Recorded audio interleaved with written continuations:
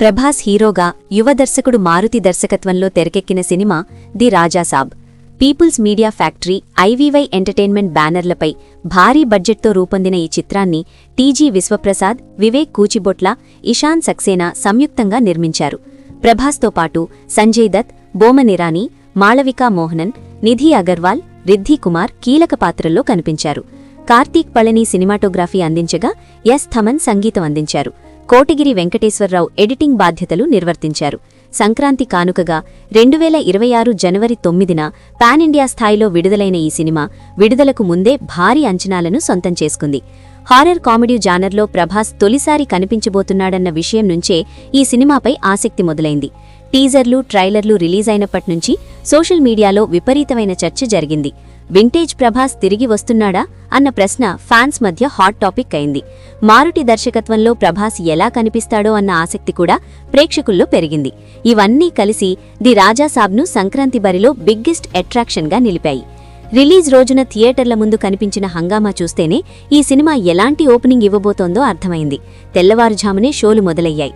కటౌట్సు, బ్యానర్లు, పాలాభిషేకాలు, ఫ్యాన్స్ హడావిడి అన్నీ కలిసి ఒక పండుగ వాతావరణాన్ని తీసుకొచ్చాయి. టాక్ ఎలా ఉన్నా సరే ప్రభాస్ సినిమా అంటే చూడాల్సిందే అన్న మూడ్లో ఆడియన్స్ థియేటర్లకొచ్చారు. అదే బాక్సాఫీస్ దగ్గర ఈ సినిమాకు బిగ్ అడ్వాంటేజ్ అయింది.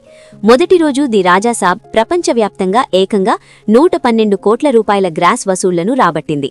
ఇది ప్రభాస్ కెరియర్లో మరో భారీ ఓపెనింగ్గా నిలిచింది. ట్రేడ్ వర్గాల లెక్కల ప్రకారం ఈ సినిమా థియేట్రికల్ బిజినెస్లో దాదాపు 30% వరకు రికవరీ సాధించింది.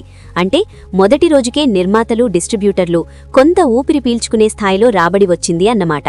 తెలుగు రాష్ట్రాల్లో ఈ సినిమా అద్భుతమైన స్టార్ట్ తీసుకుంది. ఆంధ్రప్రదేశ్, తెలంగాణ కలిపి దాదాపు 53 కోట్లకు పైగా గ్రాస్ వసూలు చేసింది.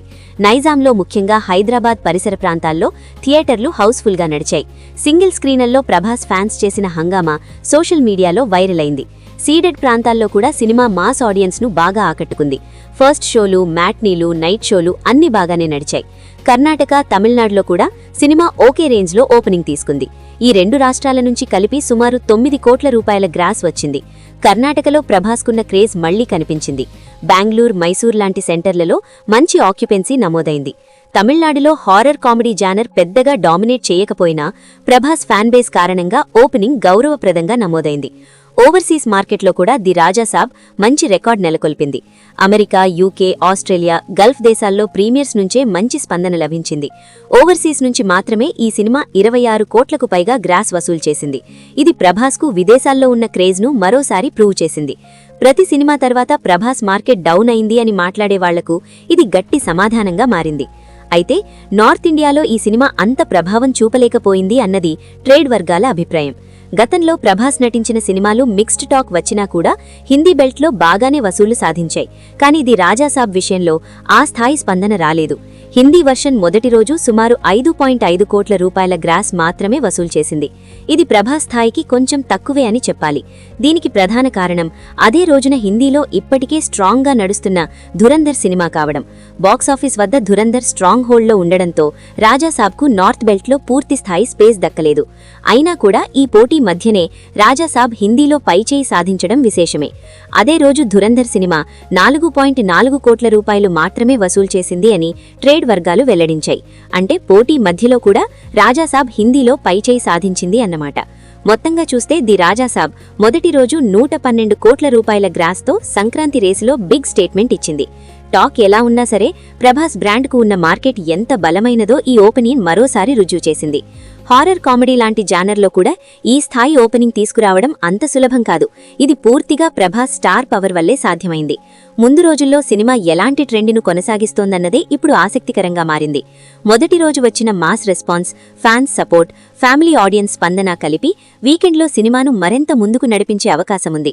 ముఖ్యంగా తెలుగు రాష్ట్రాల్లో ఈ సినిమా లాంగ్ రన్లో మంచి షేర్ సాధించే ఛాన్స్ కనిపిస్తోంది.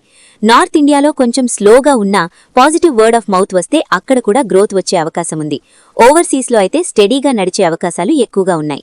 మొత్తంగా ది రాజాసాబ్ మొదటి రోజు కలెక్షన్లు చూస్తే ఇది కేవలం ఒక సినిమా ఓపెనింగ్ మాత్రమే కాదు, ప్రభాస్ మార్కెట్ ఎంత పవర్ఫుల్గా ఉందో చూపించిన ఒక స్టేట్మెంట్ అని చెప్పాలి.